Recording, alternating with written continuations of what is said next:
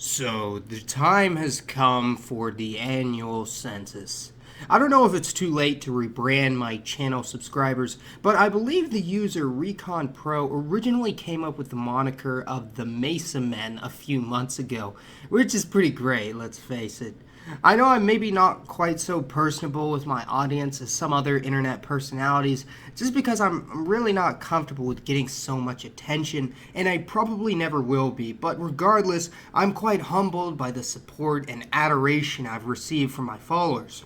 On last year's census, my goal was to get 5% of my channel audience, or roughly 3,500 people, to participate. We received about 600 submissions the first day and around 4,000 in the upcoming weeks to greatly exceed my expectations.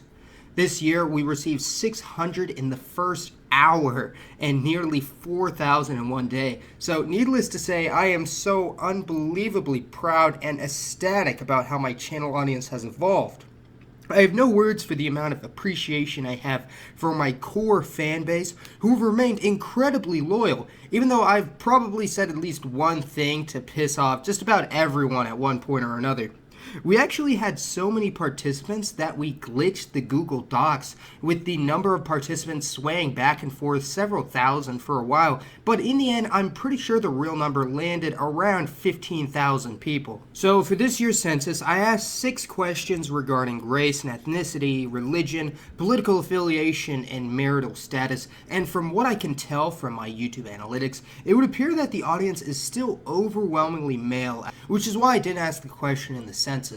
Because I didn't want any American-centric bias in this year's political census, I went specifically with political ideologies rather than any specific parties, and hence didn't include groups like Republican, Democrat, Constitutionalist, or Democratic Socialist, as those are directly linked to a political party or social movement specific to a closed region. As I always say, I do have my own political opinions, but I try very hard to stay neutral and unbiased in my videos, and the fact that on just about every video I have people accusing me of being a leftist or alt-right in the comments means that I do a pretty good job. In the end, I don't care what your political views are, as long as you have a healthy respect for everyone and an understanding about our world and our species. For the questions regarding religion, last year I only allowed participants to check off one religious designation, but I'm actually really glad that I put in a second question allowing people to check off more than one religion, because it put things in an entirely different perspective. The results overall were similar to that of 2017, with a very large irreligious segment, about half, while as a whole, most religious groups actually saw an increase as a proportion, with all religious groups other than paganism receiving an increase, while those who identified as agnostic, spiritual, or culturally a part of a religion but irreligious decreasing by 6%, while atheists remained exactly the same at 19.1%, although in the future I will probably differentiate between atheists and anti-theists. On the second question, where you can choose more than one option, atheism was actually more popular as a second choice because, as I imagine, many people were probably afraid that they would go to hell if they called themselves atheists. Among Christians, the largest proportion were Catholics, followed by Protestants, non-denominational, and Orthodox members, but you can see the sectarian divide among many other religious groups such as Muslims, Buddhists, Hindus, Jews, pagans, the irreligious, and all other religions, which paints an interesting mosaic, although many who identified as Christian also identified with other religious groups on the second question, such as paganism or Zen Buddhism. In terms of the religiosity of these various groups, because I allowed participants to check off culturally Christian or culturally Jewish, we can see that Jews are by far the least zealous group, followed by Christians, Hindus, Buddhists, with Muslims and other religions being the most religious. Now, when it comes to the racial ethnic categorization, of course I can't label every single ethnicity to exist, so I categorize them into over 100 generally recognized macro groups. For instance, someone who is Italian would check off European, Italic proper, someone who is Zulu would check off African, Bantu, while if someone had both significant Bengali and Tamil heritage, they would check off the box that said South Asian, multiple ancestries, and then for the second question, which allowed you to check off as many ethnic categories that applied to you, they would check off Indo-Aryan and Dravidian. And I tried to be as absolutely thorough as possible, even giving a few examples of ethnic groups that would fall under the various categories. I found that even though most participants did identify with only one primary ethnic group, on the second question, the overwhelming majority of people identified with more than one category, reflecting each and every single person's heritage that is unique to them. Almost all entries I saw claiming Anglo heritage also claimed Celtic and or Germanic, Scandinavian, Italian, or another European ancestry as well, while many Austronesians also claimed Chinese heritage as well, even if they only checked off their main ethnic category for the first question as opposed to a multi-ethnic option. So what you call black people, white people, or Asian people are all extremely diverse assortments with their own heritage, background, and history, and I know we're all guilty of using the common, limited, and somewhat ignorant American vernacular when it comes to ethnicity, but I do hope to help change that in the future through this channel, and I can already see that many other people are beginning to make videos discussing ethnic/racial issues in an unbiased, historical, and respective way, although I certainly wasn't the first to do this by any means. The top 10 responses, respectively Anglo, multiple European ancestries, Germanic, Mestizo, Celtic, White Hispanic, Scandinavian, Southern Slavic, multiracial, and Indo-Aryan add up to around 60%, with the largest designation, Anglo, making up around 11%.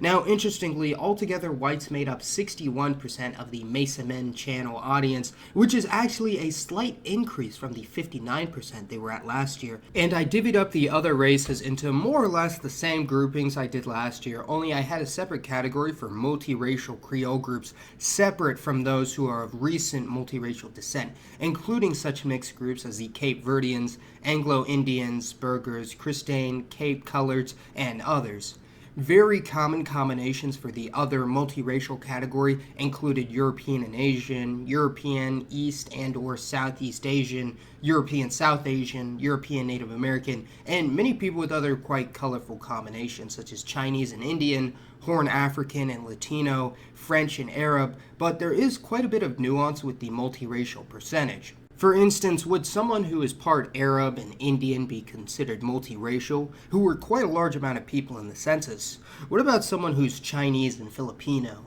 Ethiopian and Bantu, Russian and Armenian? Historically and in the present day, these kinds of multi-ethnic combinations would identify more with the ethnicity of their father, and I identify more with my paternal German ancestry than my maternal Iranian and Black American ancestry, although that's still very important, of course. And it's worth noting that many who identified as monoracial still acknowledge some heritage from an entirely different racial group, such as many whites who claim Native American ancestry, or Black Americans with some European ancestry. And before you're wondering, yes, there were quite a few people trolling either by A, checking off every single box on the second question, or B, just creating ridiculous, obviously fake entries, and I expected as much, so I skimmed through and came to the conclusion that no more than 0.2% of the entries were bogus, so the margin of error is quite small, no worries. You can see the extreme diversity of the audience when looking at the various subcategories such as different European,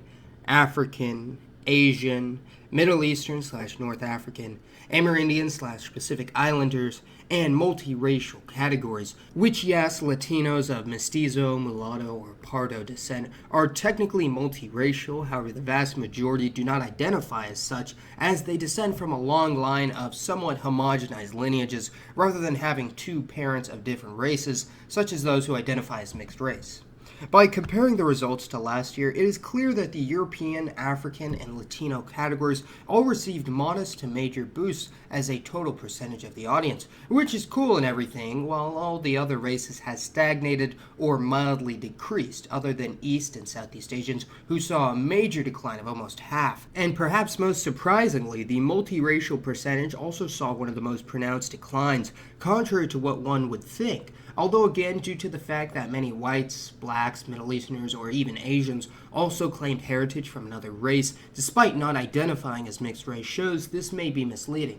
As for the segment of my audience, which is Hispanic or Latino, around 38% actually identify as white, 3% identify as Amerindian or black, while the remainder are mestizos or others, which when compared to any real-life Latino country is actually most analogous to the South American country of Venezuela. And if we were to simplify the racial makeup of the Masamen by using the same metrics as the current United States Census Bureau, which I've criticized harshly in the past for its incoherence, the overall makeup doesn't change too much, although Middle Easterners and Jews are now counted as white, while white and black Latinos are now counted as Hispanic, numbering some 16% regardless of race. And it would seem that the U.S. territory most demographically similar to my audience, racially speaking, is Washington State, although politically speaking, we're honestly looking more like a Florida or Pennsylvania.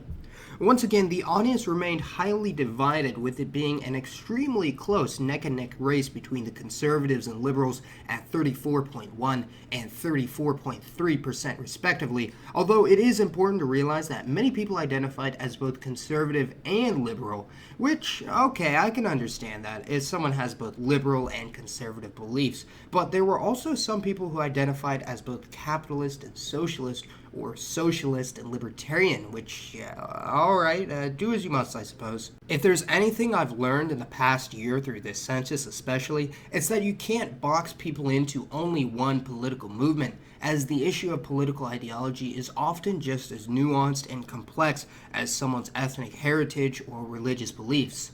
Here you can see some of the most common political ideologies that the Masamen aligned with anarchists once again being way at the bottom of the list, although overall when compared to 2017, most political ideologies saw a slight decrease with the exception of conservatives, National Socialists, and anarcho-communists. And yes, once again, the results never failed to surprise me, with there being a large number of people identifying as monarchists or writing in some quite interesting responses such as pan-nilotic or technocrat, and a lot of people who put in responses like social democrat, alt-right, feminist, minarchist, dictator-like